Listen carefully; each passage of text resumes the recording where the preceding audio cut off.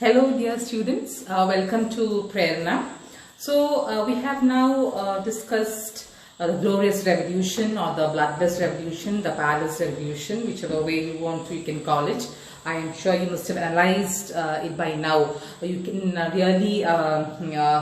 you must have really understood, or you must have tried to understand whether it's right to call it glorious or not. All that left to you. But if you look at your syllabus, you can see along with the glorious revolution the name of a very prominent philosopher given, and that is John Locke.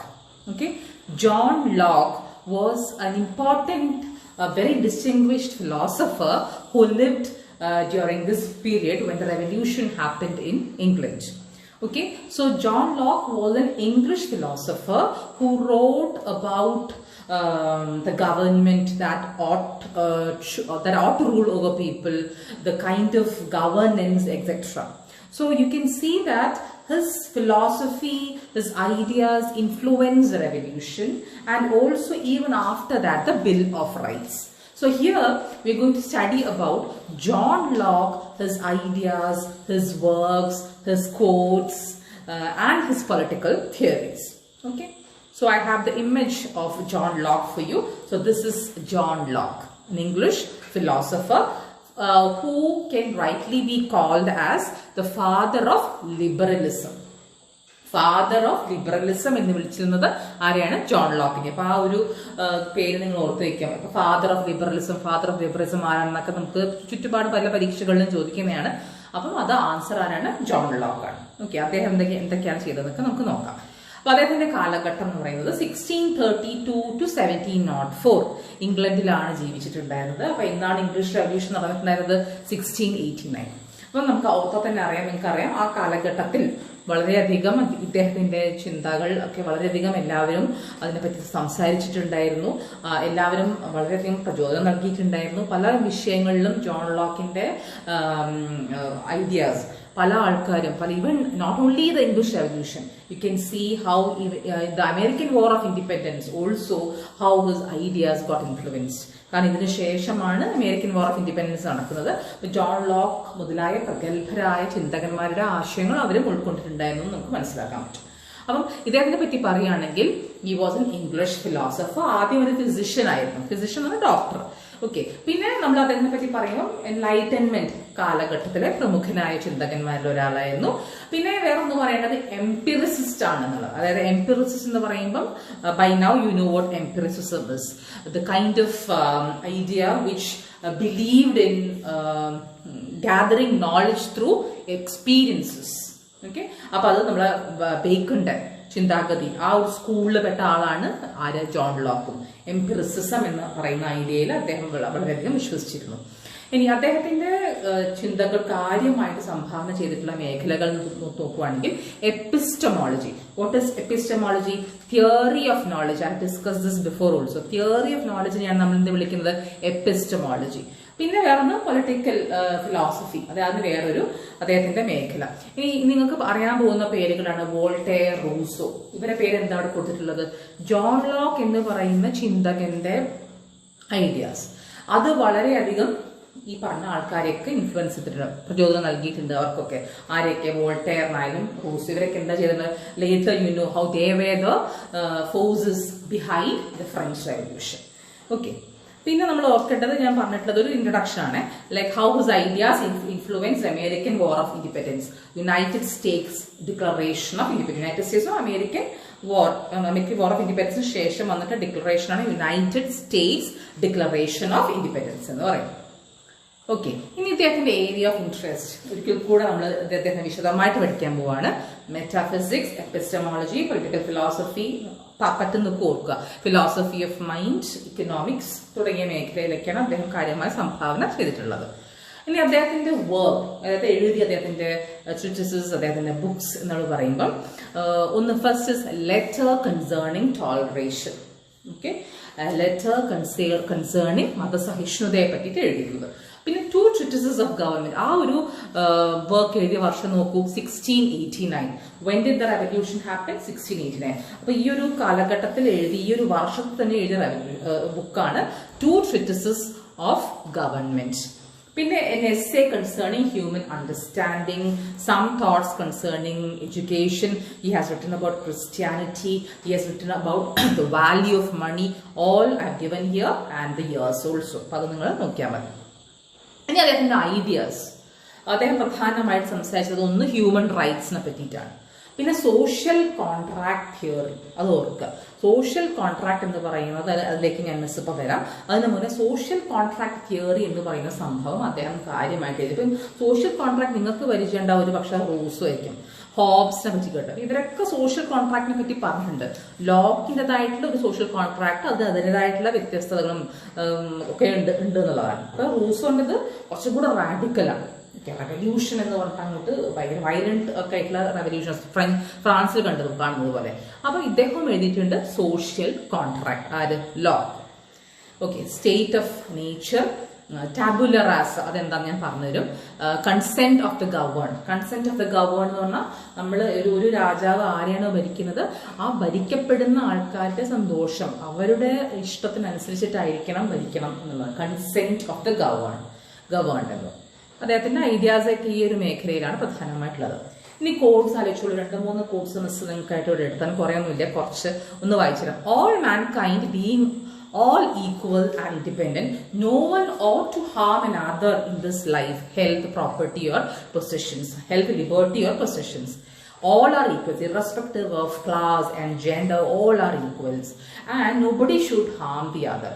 അപ്പോൾ liberal ആയിരിക്കുക എന്നുള്ളത്, അതുകൊണ്ട് തന്നെ അദ്ദേഹം എന്ത് വിളിക്കുന്ന father of liberalism. പിന്നെ education begins gentlemen, but reading, good company and reflection must finish. അത് വേറെ ഒരു ആശയമാണ്. പിന്നെ what worries you masters you. നിങ്ങൾക്ക് തന്നെ ആലോചിക്കാം, നിങ്ങൾ ഏറ്റവും വറി ചെയ്യുന്ന ഒരു കാര്യമാണ്, നിങ്ങൾ ഏറ്റവും ഡോമിനേറ്റ് ചെയ്യുന്ന ഒരു ചിന്ത. What worries you masters you എന്നുള്ളതും അദ്ദേഹം പറഞ്ഞിട്ടുള്ള ഒരു കാര്യമാണ്. ഓക്കെ. അദ്ദേഹത്തിന്റെ പൊളിറ്റിക്കൽ തിയറിയിലേക്ക് നമുക്ക് കൂടുതൽ വരാം. That is what you have to understand more. Now അദ്ദേഹത്തിന്റെ പൊളിറ്റിക്കൽ തിയറി എന്ന് പറയുന്നത് you can study it as Locke's social contract. എന്താണ് ലോക്ക്സ് സോഷ്യൽ കോൺട്രാക്ട്? ഇനി ഇതെന്താണ് പറയുന്നത്? ഇദ്ദേഹം പറയുന്ന ഒരു അവസ്ഥ എന്ന് പറയുന്നത് ഒരു ഗവൺമെന്റ് വരുന്നതിന് മുമ്പേയുള്ള അവസ്ഥയാണ്. ആ ഗവൺമെന്റ് വരുന്നതിന് മുമ്പുള്ള അവസ്ഥ എന്തായിരിക്കും? ആൾക്കാരൊക്കെ ഒരേപോലെയുള്ള അവസ്ഥ, ഒരു അസ്യൂം ചെയ്യാണ് എല്ലാവരും ഒരേപോലത്തെ ആൾക്കാരാണ്, ഓൾ ആർ ഈക്വൽസ്, എല്ലാവർക്കും അങ്ങോട്ടും ഇങ്ങോട്ടും ഇഷ്ടമാണ്. പക്ഷെ ഇതിനെയാണ് അദ്ദേഹം ഒരു സ്റ്റേറ്റ് ഓഫ് നേച്ചർ എന്ന് പറയുന്നത്. സ്റ്റേറ്റ് ഓഫ് നേച്ചർ എന്ന് പറയുമ്പോൾ പ്രശ്നങ്ങളൊന്നും ഇല്ലാതെ എല്ലാവരും ഒരേപോലെ ജീവിക്കുക സന്തോഷമായിട്ട്. അത് എത്രത്തോളം പറ്റും? Is it possible for human beings to live like that? No. Why? Human beings are basically selfish. Okay, ഇനി എന്ത് തിയറി നമ്മൾ സോഷ്യലിസം ഒക്കെ പറഞ്ഞാലും basically human beings are selfish. അപ്പൊ എന്ത് ചെയ്യും മനുഷ്യൻ? He starts making encroachment. വേറൊരാളുടെ പ്രോപ്പർട്ടി ആവാം, വേറൊരാളുടെ വേറൊരാളുടെ പൊസിഷൻസ് ആവാം, അതിലേക്കൊക്കെ ഒരു താല്പര്യം വരും. അപ്പം എന്തുണ്ടാവും? അടിപിടി ലഹളയാവും. ആ ഒരു സമയത്ത് എന്ത് വേണം? ഒരു ആള് വേണം, ഒരു ഗവൺമെന്റ് വേണം. അപ്പോൾ ഒരു സിവിക് സൊസൈറ്റി അവിടെ organised ആവാണ്. Okay, and the whole group, the civic people as such, would surrender all their powers to that particular body in power. അത് ആരായിക്കോട്ടെ, രാജാവാവാം അല്ലെങ്കിൽ ഒരു ഗവൺമെന്റ് ആവാം. ഓക്കെ. അപ്പൊ ഇത്തരത്തിലുള്ള ഒരു സറണ്ടർ കഴിഞ്ഞാൽ എന്താണ് പ്രതീക്ഷിക്കുന്നത് ജനങ്ങള്? They expect the ruler, the government to rule the people like equals, to give a rule of equality. എല്ലാവരെയും ഒരേപോലെ ട്രീറ്റ് ചെയ്യാൻ നല്ലൊരു ഭരണം കാഴ്ചവെക്കും. അതാണ്, അതിന് വേണ്ടിയിട്ടാണ് എല്ലാ തരത്തിലുള്ള ഞാൻ എൻ്റെ റൈറ്റ്സ് ഒക്കെ ഈ പറയുന്ന ഗവൺമെന്റിന് സറണ്ടർ ചെയ്യുന്നത്. എന്ത് പ്രതീക്ഷയിലാണ്? I will be taken care of. എന്നെ എൻ്റെ നെയ്ബർ അറ്റാക്ക് ചെയ്ത് കഴിഞ്ഞാൽ this particular government will interfere and will save me and will take a just decision എന്നുള്ളതാണ്. ജസ്റ്റിസ് ഷുഡ് പ്രിവെയിൽ എന്നാണ് ഞാൻ ആഗ്രഹിക്കുന്നത്. ഇനി ഇത്തരത്തിലൊരു ഭരണമാണെങ്കിൽ എല്ലാവർക്കും നല്ലത്. ഇനി അടുത്താണ് വളരെ ഈ കോൺട്രാക്ട്. ഇത്തരത്തിലൊരു അഗ്രിമെന്റാണ് നമ്മൾ കോൺട്രാക്ട് എന്ന് പറയുന്നത്. രണ്ട് ബോഡി തമ്മിൽ ഉള്ള കോൺട്രാക്ട്. ആരൊക്കെയാണ് രണ്ട് body? Ruler and the ruled തമ്മിലുള്ള കോൺട്രാക്ട്. ഇനി എപ്പോഴാണ് ഇത് ബ്രേക്ക് ചെയ്യുക? ഈ സോഷ്യൽ കോൺട്രാക്ട് എപ്പോഴാണ് ബ്രേക്ക് ചെയ്യുക? When the ruler or the government fails to meet the responsibilities, or when the ruler doesn't rise up to the expectation of the governed, then what?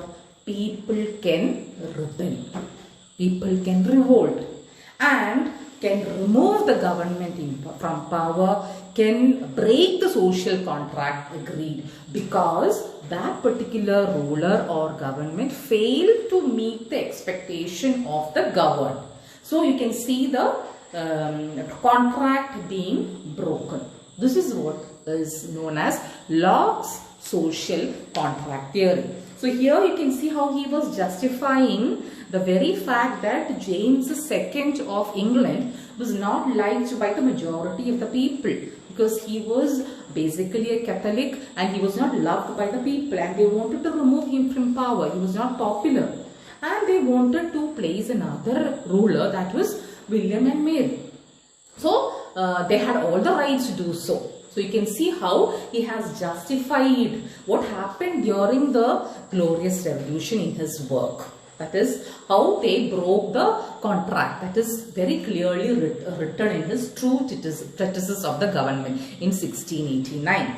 And you can see this particular political theory of Locke was copied in the Bill of Rights, which got implemented same time, and also some of its clauses which got improved. For example, one important feature of the Bill of Rights was restricted monarchy or constitutional monarchy. And you can see how Locke had in fact stated that as the good form of government. When there is a constitution on one side and the monarch also feels restrictions, അദ്ദേഹത്തിനും ഭരണകർത്താവിന് അദ്ദേഹത്തിന് full powerful ആവാൻ പറ്റുന്നില്ല, control ഉണ്ട്, എവിടുന്ന് ഭരണഘടന അദ്ദേഹത്തിനെ control ചെയ്യുന്നുണ്ട്. This is what lock wanted. And that is constitutional monarchy. You have to know that after 1689, England became a constitutional monarchy. That is why you are studying Locke along with the English Revolution. I like to call it the English Revolution rather than calling it the Glorious Revolution. But question can sometimes be Glorious Revolution. You please have that in your mind. Okay. ഇനി അടുത്ത അദ്ദേഹത്തിൻ്റെ ഇത് ഞാനൊരു slate ആണ്. നിങ്ങൾ വിചാരിക്കുന്നത് എന്താണ് ഇവിടെ ഒരു സ്ലേറ്റ് കൊണ്ട് വെച്ചിട്ടുള്ളത്? This is known as Tabula Rasa or blank slate. This is a Latin word. Blank slate എന്നാണ് അർത്ഥം. ഒരു സ്ലേറ്റ് ആണല്ലോ, ഒന്നും എഴുതിയിട്ടില്ല. ഇത് എന്താണ് ലോക്ക് പറയുന്നത്? അദ്ദേഹത്തിന്റെ വേറൊരു ഐഡിയ ആണ്. അപ്പം ഇത് ഒരു മൈൻഡിനെ പറ്റിയിട്ടുള്ള ഒരു കുട്ടി ജനിക്കുമ്പം നമ്മളെപ്പോഴും പറയുന്നൊരു കാര്യമാണ് ജന്മസിദ്ധം എന്നുള്ളത്. ദാറ്റ് ഇസ് ഇന്നേറ്റ് എന്നുള്ളത്. ഒരു കുട്ടി ജനിക്കുമ്പോൾ അദ്ദേഹത്തിന് ഒരുപാട് കഴിവുകളുണ്ട്, ഒരുപാട് നോളജ് ഉണ്ട് എന്നുള്ളത്. ഇദ്ദേഹം പറയുന്നത് when a child is born, his or her mind is like a blank slate or tabula rasa. Experiences add to that child's knowledge. Experience ആണ് ആ നോളജിനെ ആഡ് ചെയ്യുന്നത്. അപ്പോൾ ഇത് ഏതുമായിട്ട് ലിങ്ക് ചെയ്യാൻ നിങ്ങൾക്ക് with Bacon's empiricism which gave importance to experiences. That's why I told you he belong to the empiricist school, that is John Locke. Okay. Tabula rasa means blank slate. I've given here the definition for you. When individuals are born without built-in mental content, ഒരു blank അവസ്ഥയിലാണ് ഒരു കുട്ടി ജനിക്കുന്നത്. പിന്നെ നമ്മൾ gradually നമ്മുടെ ചുറ്റുമുള്ള experiences നിന്നാണ് നമ്മൾ പലതും നമ്മൾ പഠിക്കുന്നത്. So experiences make a man better definitely. അപ്പൊ അതുകൊണ്ടാണ് അത് അതിന്റെ ഇമോഷണൽ ബിഹേവിയർ ഷേപ്പ് ചെയ്യുന്നു. പല കാര്യങ്ങളും ഒരു വ്യക്തിയുടെ ഷേപ്പ് ചെയ്യാൻ എക്സ്പീരിയൻസസ് സഹായിക്കുന്നു. എംപിറിസിസ്റ്റ് ഐഡിയ ആണത്. That is the idea of tabula rasa or blank slate. അടുത്തതായിട്ട് ഇതിന്റെ ഐഡിയ ഓഫ് റിലീജിയസ് ടോളറേഷൻ, മത സഹിഷ്ണുതയെ പറ്റിയിട്ട് അദ്ദേഹം പറയുന്നത് എന്താ വെച്ചാൽ ഒരു നമ്മൾ യൂണിഫോമിറ്റി, ഏകത്വം എന്നുള്ള പേരിൽ എല്ലാവരെയും ഒരേ റിലിജിയൻ ഒരേ മതത്തിലേക്ക് കൊണ്ടുവരാൻ ശ്രമിക്കരുത്. That would only create social disorder എന്നാണ് അദ്ദേഹത്തിന്റെ ഒരു ആശയം. അതായത് ഒരു നിർബന്ധിച്ചിട്ട് ഒരു റിലിജിയനിലേക്ക് കൊണ്ടുവരുന്നത്, ഒരു മതത്തിലേക്ക് കൊണ്ടുവരുന്നത് ജനങ്ങൾക്ക് താല്പര്യം ഉണ്ടാവില്ല. So that is his idea. അപ്പോൾ അദ്ദേഹം ഒരു മതസഹിഷ്ണുതയെ പറ്റി സംസാരിച്ചിരുന്നു. പക്ഷെ നിങ്ങൾ ഓർക്കേണ്ട ഒരു കാര്യം, അദ്ദേഹത്തിന് ഇഷ്ടമില്ലാത്തൊരു കാര്യമായിരുന്നു നിരീശ്വരവാദം. തീസം എന്ന് പറയുന്നത് ലോക്ക് സപ്പോർട്ട് ചെയ്യുന്നില്ല. അദ്ദേഹം പറയുന്നത് തീസം ഓർ മലയാളത്തിൽ പറയുകയാണെങ്കിൽ നിരീശ്വരവാദം, അത് ഒരു എന്താ പറയുക, ഒരു that wouldn't in fact create a good society. That would only create social disorder എന്നാണ് അദ്ദേഹത്തിന്റെ പക്ഷം. ഓക്കെ, ഇനി അബൌട്ട് ഹ്യൂമൻ റൈറ്റ്സ് അടുത്ത സ്ലൈഡ് നോക്കാം. What did he say about human rights? He in fact drew a lot from Bible. he spoke about the equality of sexes, quoting the Bible. Sexes aanum pennum kore pole aanennalladana അദ്ദേഹം പറയുന്നത്. So generally you can see that widely you can understand Locke that he was a philosopher who was very liberal in his outlook. He contributed a lot to the idea of individualism. He was a thinker who spoke about equality of human beings, about the need of human rights, etc. ഇനി ഇദ്ദേഹത്തിൻ്റെ ideas ഞാൻ പറഞ്ഞല്ലോ, നമ്മളുടെ English revolution ഒരുപാട് എടുത്തിട്ടുണ്ട്. എന്നാൽ പോലും ഇതിന് ശേഷം പിന്നീട് നടന്ന American war of independence, okay, you can see how many of his ideas in America, the United States, when they came up with the Declaration of Independence, that was copied. And you hear the George Washington of America had said about Locke as a very prominent intellectual of the period. So this person, Locke, was in fact revered. He was in fact he was given a lot of importance in his period, and not only in his country, in the other countries like America too. So rightly he can be called as the father of liberalism. So hope you've understood the connection between John Locke and the English Revolution. The same way, like when you discuss French Revolution, automatically you have the names of Voltaire also. In the same way, when we discuss English Revolution, you have the name of John Locke there. Okay, appa manasalayi vicharikkunnu. Okay, bye bye.